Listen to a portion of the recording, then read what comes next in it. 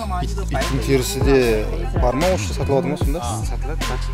Қандай сала прибыльный деп қарайтын болсаңыз, оны сол базардың парковкасына кіру керек та, машиналарын қарап шығу керек екен болған.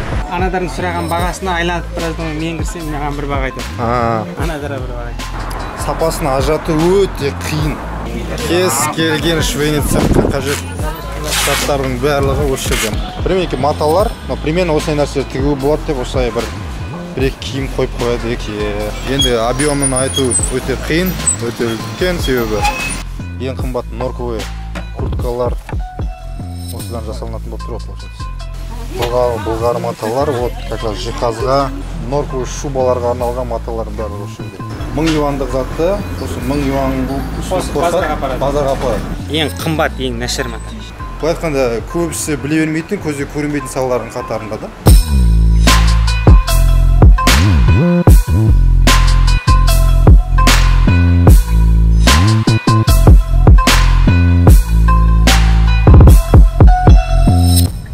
Келесі бізде Қытайдағы керек адамдарының бірі бізде Ерболат бауырымыз. Чисто случайно таныстық біз. Гуанчжоу тұрып атқанына 5-6 жыл болған. Жергілікті екен былай айтқанда. Қазақстандағы бірнеше кәсіпкермен жұмыс істесіп жатыр, керек заттарын тауып жіберіп жатыр. Әсіресе матамен жақсы маманданған екен, матаны көп салған, көп жіберген. Қазір енді мата базарына жатырмыз Ерболат бауырымызбен. Матамен айналысатындарға осы видео қызық болады деп ойлаймын. Кімге мата саудасы керек, соған видеоны жіберіп қойыңыздар, каналға тіркеліңіздер, лайк басыңыздар. Келесі видеоларда нені тағы көргіңіз келеді, нені сұрағыңыз келеді, Ерболаттан нені білгіңіз келеді, тағы сұраңыздар. Бүгін енді барынша Ерболат бауырымызбен базарды аралап, барынша ақпарат беруге тырысамыз. Ерболат бауырымыздың жұмыс барысы қалай, что, как деген сияқты. Ассалаумағалейкум, барлық қазақ еліне сәлем. Неке, жасы 28-дегі жігіт, қазақтың жігіті, Гуанчжоудың төрінде Тесламен жүр. Бұл өте қуанышты жағдай. Молодец, жарайсың деп айтамыз. И бір жағынан қазақтың кәсіпкерлеріне де пайдасын тигізіп жатыр, септігін тигізіп жатыр саудалардың жүруіне. Енді кеттік базарға.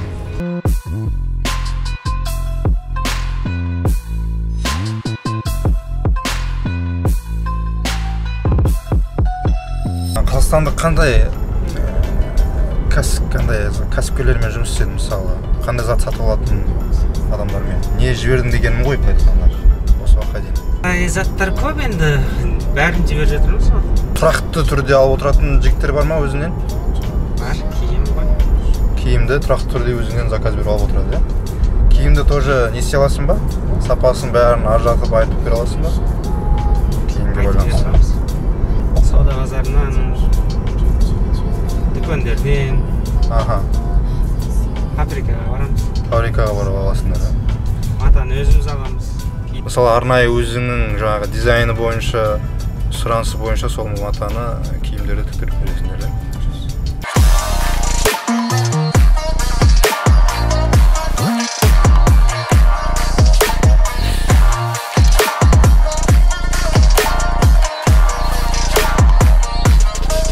Матаны қай жаққа алады көбінесе? Қай мемлекет? Жер-жестен, қырғыз бен өзбек алады. Қазаққа қарағанда көбірек сол өзбек пен қырғыз алады, Қазақстанның азаматы Қырғызстанда ғой әзір. Фабрикасы, киім фабрикасы. Бір алғанда қанша алады? Контейнермен алады. Бір контейнер. Айына? 2 айда бір алады. 2 айда бір, е? Ол оқсамайды. Кей кезде бір айда 2 контейнер алып береді, кей кезде бір айда киімнің немесіне қарайды ғой. Мезгіліне қарайды ғой. Әр кезде арғалай мата, да? Әр кезде арғалай мата. Жиһазға байланысты маталарды алтындар бар ма? Сафаның немедерін алып. Маталар бар ғой, сафаның сыртына бұлдар. Бұлғар ма? Кожа. Терден. Нағаваттың асты базары. Бұл жерде 5 базар бар. Матаның базары. Астылар бірақ бірінші қабат ғой, астыңы бірінші қабат. Бірақ базар. Немедер шығады. Замашқа, тартпа ғой, солар шығады. Түйме, киімге шаттайтын маркалар, оригинал маркалар. Соның базары ма, Сол ғана істеп, чакайдын бабына чейин аяктын бабы бар го. Аяк кийимдин бабы. Аяк кийимге өтүшөтүн ары бир домурак баба түзөтүн немелер, темирлер бар го. Солар Сол бес базардын астында. Сырттарга келгендерге кымбатта берет, аны өзүбүз билебиз. Иш жагынан өзүбүз алабыз. Матанын ичинде былтырады го, ойнай келсе го. Ауырлык салмагы. Кээ бир матанын салмагына карап алат, кээ бир мата метрине карап алат. Окшомойт го. Салмагын алган кезде энди салмагын ауырлатуу үчүн эсек нерсе истейт. Ортосунда кагазды калыңдатып жиберет. Матанын ичинде кагаз болот, домурак кагаз. Анын калыңын сап коет, ауырын сап коет. Сырткы матаны домуракпен орайды го, домурак. Сонун сыртында бир немелер турат. Ана корабы. Корабы эмес па, неме? Ченжидай деп коет. Дагар ғой, дагар. Сонун калың дагарын, анан ауырлыгы неметпеш үчүн сол калың дагар. Эмгектеп атам.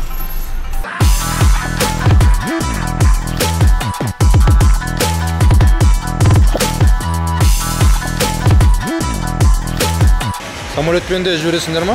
Заказдарды? Самолет? Иә, жібереміз. Контейнер, пойыз. Көбінесе машинамен келеді. Фурамен, да? Машина арзан болады, тез болады. Сама қымбат болады.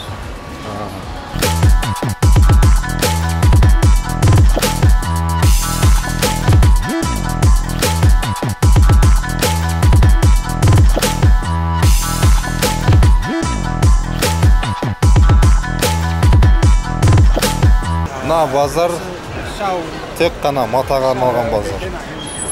Қараңыздар, қанша этаж? 1, 2, 3, 4, 5, 6, 7, 8 этаж. 8 этаж бұл айнала қоршалған. Бұл еще шет жағасы дейді. Бұның тағы да созылған ары қарай жалғасы бар вообще. Осы матаға осындай көйлек шығады деп киіп қойғандар. Негізі көйлек сатпайды, просто осындай мата, осындай көйлектер жасауға болады деп салып қойған просто. Негізі көйлек сатпайды ғой. Сатпайды бір şey. Қалай есептеледі? Метрмен есептеледі ме, рулонмен есептеледі ме, қалай есептеледі? Метрмен есептеледі, ораммен аласың. Бір орамды кейбір маталар киіп бермейді ортасында. Қаншадан дейсің? Бір орамда қанша болады? Матаның қалыңдығына байланысты тоже, да? Қалыңдығына байланысты. Мысалы, орташа. Орташа мынандай. Мынау. Ау. Киімдерді 50 неше болады, 30 неше болады. 30 метр, 50 метр, да? Оның жалпақтығына қарайды, еніне қарайды. 1-де 4, 1-де 8, 1-де 6, 2-де 2, 2-де 8, сондай жалпақ.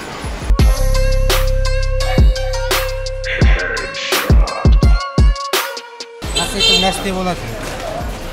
Осыдан көріп, қайсы матаны алам дейсің, сол матаны осыны неметесің. Образецін осы алып кетсе болады, да? Алып кетесің осы.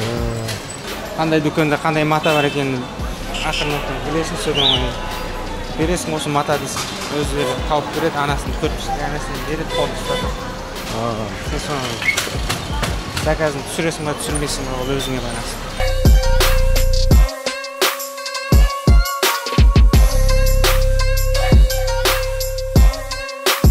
Примерно маталар, но примерно осындай нәрселер тігуге болады деп осылай бір-екі киім қойып қояды екен. Брендовый киімдердің маталары ма?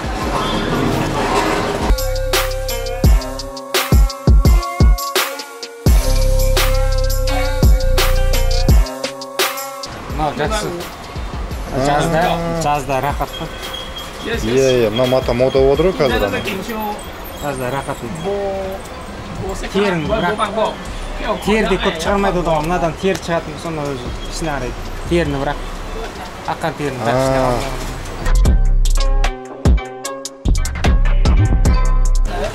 Маталардың барахолкасы болып тұр ғой мына жер. Базар бердің ғой? Иә. Бірдеме тұрады. Иә. Кез келген швейный цехқа қажет заттардың барлығы осы жерде. Матасынан бөлек түймесі бар. Кез келген қажет нәрселердің барлығы. Ашекей дүниелері, басқасы, жиһазға да қажетті маталар.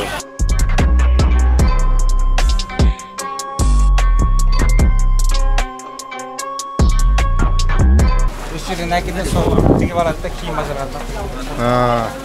Мына жерде 2 күн аралап тауыса алмайсың. Мына мата базар. Осы жердің киім сататын кісілердің өзі келіп мата таңдап, фабрикаға барып тіктіртіп, барып базарға киім базарға шығарады. Біз бұл жаққа жақсы өтеді да? Олардан не жасайды сонда? Не тігеді? Майка, женский киімдер, кофталар походу. Енді мына бағасы деп сұрау бұл жерде кішкене дұрыс емес о, походу, себебі әртүрлі баға бар ма? Әртүрлі баға, әртүрлі зат, әртүрлі баға қояды. Бүкіл данелар мына жер жазылып тұрады екен, бүйтіп алып кетесің образоваться. Кейін іздеп тапқанға. Қазақтарды қызықтыратын базар бір. Күннің терісі бар ғой. Қоянның терісі, күннің терісі. Сондай маталар ма? Сондай маталар. Мынау киімнің костюм іші ғой, костюм маталар. Куртка тігетін, плащ тігетін маталар ғой, да? Жақтағы. Күн кісілер киетін. Әйін кісілер, күн кісілер. Үстін көйлекті кие олады ғой. Осындай маталар.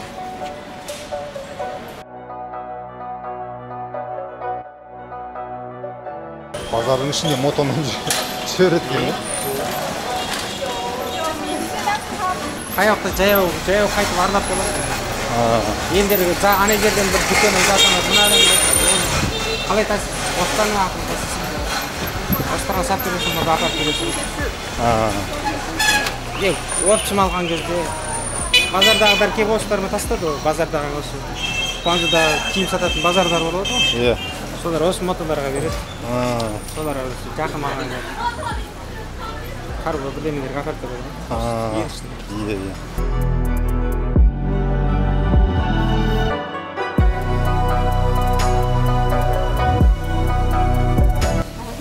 Бұлғар маталар, вот как раз жиһазға. Вот мыналар тоже. Жиһазбен айналысатындарға қажетті маталар екен.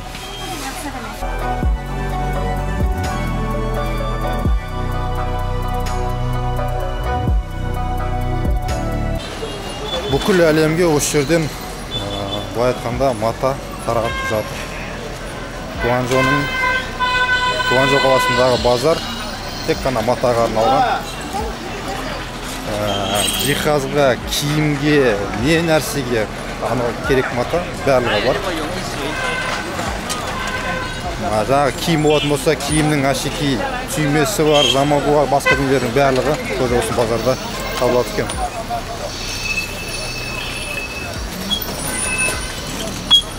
Енді объемын айту өте қиын, өте үлкен, себебі аралап бітіру 2-3 күн кетеді аралап бітіру үшін.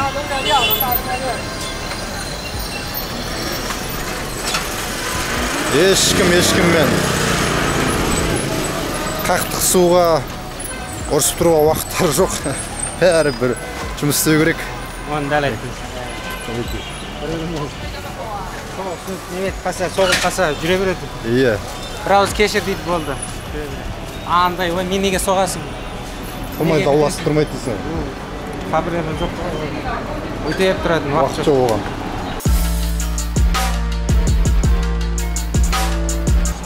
Керек болса неке. Норковый шубаларға арналған маталардың бәрі осы жерде. Пожалуйста.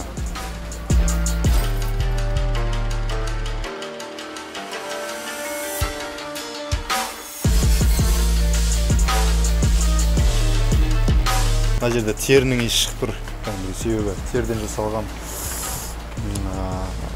қой бар, басқасы бар, түлкісі бар, солдан жасалған маталар.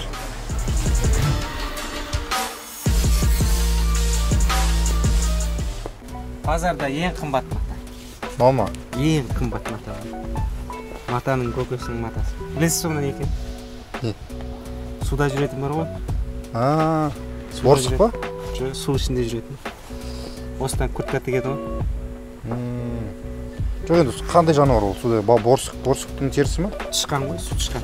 Су тышқан. Мынаны сылып алған кезде осы сылып қана қалады ғой. Аяғы бар. Біреу 200 дейді ғой. Bir tane. Мынау тал 200 юан. Ең қымбат норковый курткалар осыдан жасалынатын болып тұрады получается. Аязда, қыста төзімді нәрсе осы ғой. Иттің терісінен арман ғой. Әдетте иттің терісі ғой. Қыста, аязда, қақан аязда су өтпейді. Иттің терісі де бар ма осы сатылады ма сонда? Сатылады, бар. Одан да тағы ненің терілері бар? Одан да түлкінің терісі бар, қоянның терісі бар, қозы. Түлкі қоян қозы түсіпті, бірақ иттің терісін мен таңғалып отырмын да. Иттің терісі.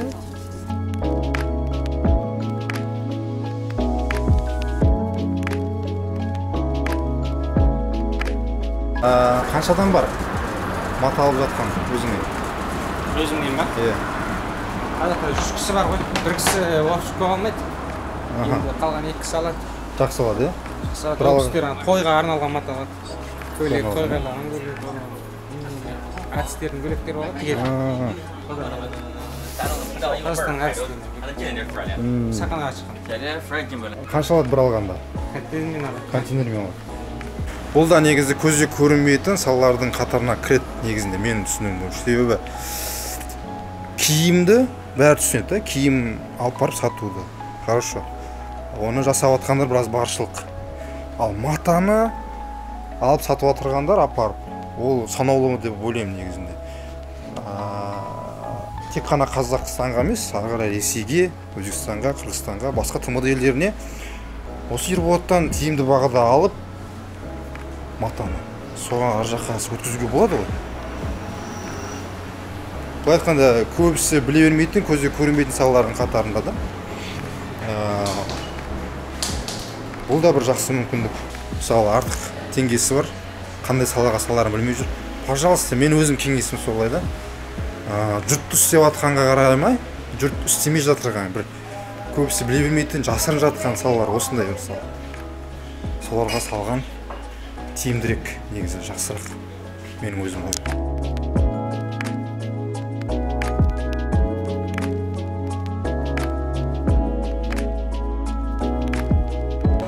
Мына бағанағы ұқсайды ғой. Бірақ та мынау емес. Арзан түрі да? Арзан.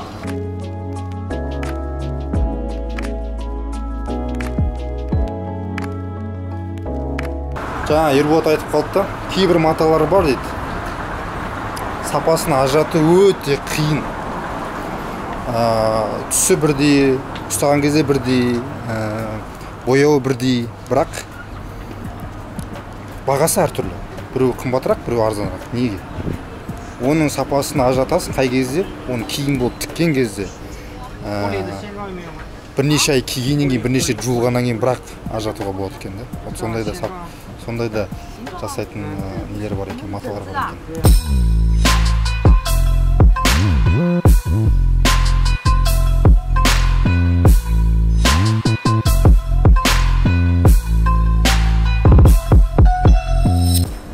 Қымбаттар ғой. Мына жерде арзан, көшеде, базардағыдан да арзан. Аппарат тастайды үстіне 1000 юан қосып сатады. Алушылар алады, бақшық параға сатады, үстіне 5000. 8000 сатады. Ова алады. Мына жерде қанша? 1000 юан болады ана. 1000 юандық затты, осы 1000 юан базарға апарады. Базардағынан оптым алады да, еще үстіне 5000 юан қосып, ағырай сатады. Елдерге сатып береді. Қарапайым қалыпқа сатады. Вот базардың системасы, базардың жұмыс жасау тәртібі. Яғни бір товар сіздің қолыңызға жетем дегенше, ол бірнеше адамның қолынан өтуге әбден мүмкін. Яғни 10 адамға дейін қолына өтуі мүмкін. Үстінен қосылып. Заңдылық, бұл ереже. Сіз енді именно қай жерінде тұрасыз оның? Ол да бір үлкен сұрақ. Барынша алғашқы қолдарынан бірі болып тұратын болсаңыз, сіздің табысыңыз да, жұмысыңыз да жақсырақ. Жұмыста түскен кезде мына жер былай қалады ғой, құмырсқа. Қайтқан кезде ма? Қайтқан кезде құмырсқа ғой. Жүре алмай қаласың. Мынау не гүлдер? кішкене көп қойған гүлдер бар. Осы. Ашылған қай дүкен, жаңадан ашылған дүкен болса. Осындай гүлдер болып қояды. Осындай гүл әкеліп береді. Туыс-туғаны, дос-жандары сол гүл әкеліп қойды ғой. Ё-моё. Қақып кете жаздады.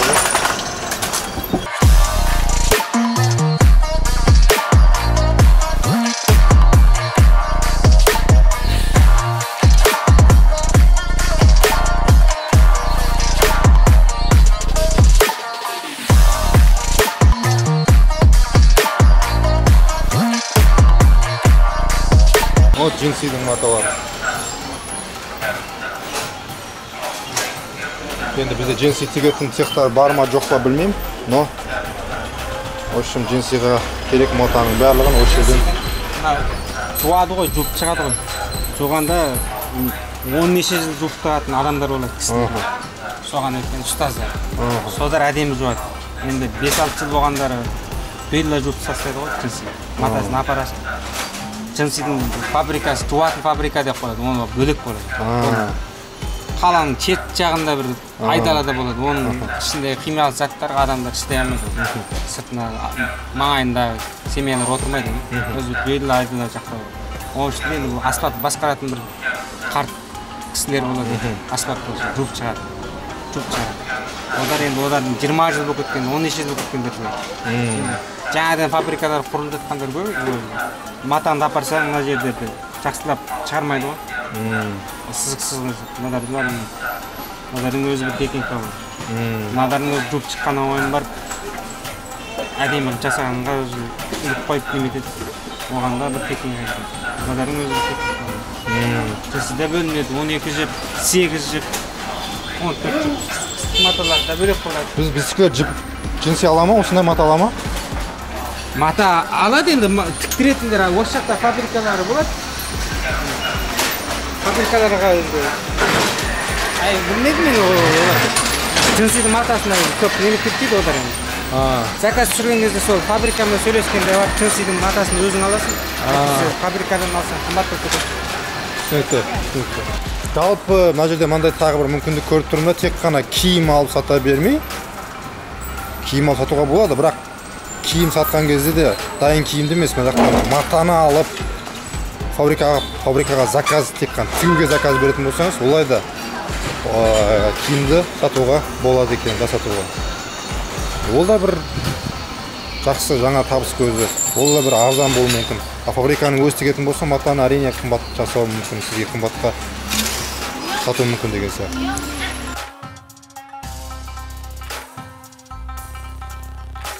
Бояқ жасаған кезде мына ақ қалмау керек қой. Мына ішінде бояқ кету керек.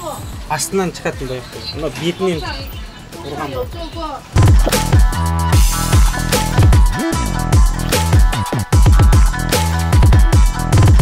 Не военный формаға арналған маталар. Пожалуйста.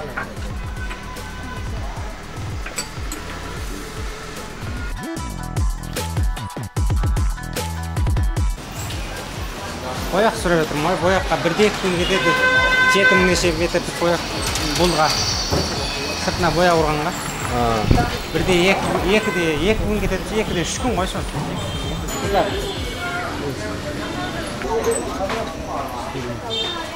Шартқа арналған мінекей материалдар, маталар. Ең қымбат, ең нашар мата. Неге нашар? Мына бүйтіп жүрсе, кие мынау бірақ демейтін. Қыртыс болып қалады. Одан суға бір жуған кезде кетпек болып қалады. Неге қымбат егер нашар болса? Көрініс әйбет қой. Нижнее бөлігі жасайтын, іш киімдер жасайтын мата ғой деймін, да?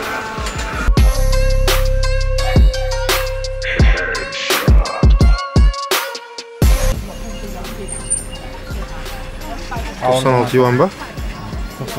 Жоқ, яғни жазбайды, бағасын жазбайды. Бағасы жазбайды, бағасы айырмайды. Анадардың сұраған бағасына айланып біраздан мен кірсем, маған бір баға айтады. Анадара бір баға айтады. Бұл жерде Индиядан, болмаса басқа да шетелдіктен, Еуропадан біраз кісілер жүреді екен тоже қарап, бірақ оларға мүлде басқа баға, қымбат баға айтылады екен. Жалпы Жалпы біздің қазақ бауырларымыздың осында болғаны да тіл білетіндігі де үлкен бізге артықшылық па деп ойлаймын. Себебі Қытай тілін жетік біледі. Осы жақтың мәдениетін, түсінігін, менталитетін бәрін біледі. Сауданы да біледі. Шетелдіктерге қарағанда, былай айтқанда, бағаны әлдеқайда тиімді ала алады деген сияқты. Ол да бір үлкен бір артықшылық қой. Егер шетелдіктен тіл білмейтін бір адам келіп сауда жасайтын болса, әрине ол қымбатқа ұрынып қалуы мүмкін әбден. Осындай бір артықшылықтарды өзіміз пайдалануымыз керек. Түсініп, қадіріне жетіп пайдалануымыз керек. Осы Ерболат сияқты жігіттерге байланысқа шығып айтқанда, бұл жерде бәріне тиімді. Заказчикте тиімді. Ерболат та өзінің еңбек ақысын алады ол жерден. Сіздің клиенттеріңізде риза деген сияқты. Солай ма, Ерболат? Дұрыс айтып отырмын ба? Постельный бельелар тоже Ерболат кіргізім деп отыр. Көп. Өзіміздің Алтай қазақ кісілер бар, сол үлкен істейтін кісілер бар. Алтайда қазақ көп қой, біздің Тарбағатай Алтай. Иә. Негізі мат істейді, матадан байығандар ғой. Қытайдың ең байлары осы матадан байыған, е? Екуанжыда енді. Осы киім саласында байлары сол. Мата ұстайтын, негізі ұстап тұрар мата. Екінші киім. Үшінші жүзжиһаз. Жүзжиһазға арналған дүниелер болады. Жүзге арналған солар. Мына жерде енді киімге қажетті түйме, замок, соның барлығы осы жерде ғой.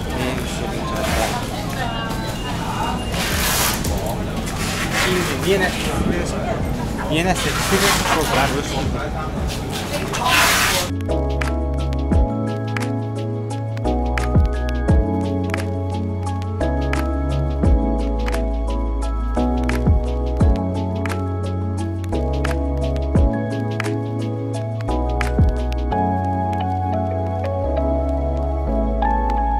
Киімнің көбі тоқиды ғой, мына секілді. Иә. Мына секілді тоқып шығады ғой. Мына секілді тоқып шығады. Осылар сол. Ананы тоқиды. Мына жер сатылмайды. Мыналар қазір жапсыра салатындар ма? Жапсырасың. Бүкіл той көйлектеріне қажетті әшекейлер болып тұр ғой.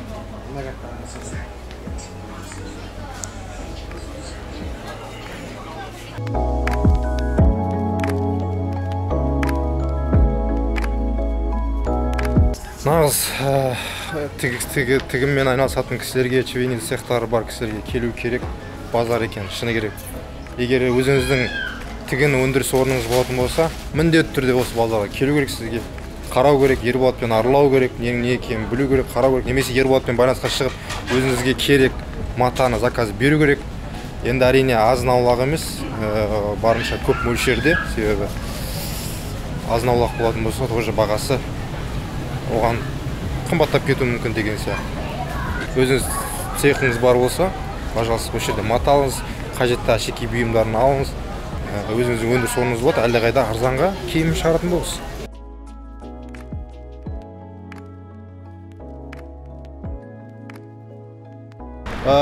Мата базарының парковкасындамыз. Жаңағы сөзіне дәлел болып тұр ғой, Ерболаттың. Ең мықты табыс табатындар, матамен айналысатындар деп айтып отыр ғой. Вот простой машина жоқ. Қарапайым көлік жоқ мына жерде. Барлығы қымбат көліктер. Енді бірең-саран ғана арзан көліктер бар. Негізінде. Басқа жерде ой, арзан көліктер көп қой. Қымбат көліктер аз ғой. Енді мына жерде қымбат көліктер көп, арзан көліктер аз. Қандай сала прибыльный деп қарайтын болсаңыз, оны сол базардың парковкасына кіру керек та, машиналарын қарап шығу керек екен болған. Сол базар, сол саламен айналысу керек деген сияқты. Кішігірім ой қорыту үшін өзіңізге. Бүгінгі видеомыз матаға байланысты болды. Матаны бес саусағына жақсы білетін, түр-түрін сапасына жатып білетін, бағасында барлығын білетін біз Ерболат бауырымызбен бүгін толыққанды базарда аралап шықтық барынша, да? Енді кімге мата саудасы қызық, матаның темасы қызық, жалпы жиһаз матасы болсын, киім матасы болсын, басқа да маталар, кез келген мата, мына жерде әлемнің түкпір-түкпіріне маталар шығарып жатыр. Кімге қызық, осы видеоны жіберіңіз, комментарий жазыңыз, каналға тіркеліңіз, лайк басыңыз. Сосын сауда жасаңыз осы матамен. Бұл енді мен өзім ойлаймын, көзге көрінбейтін бір салалардың бірі.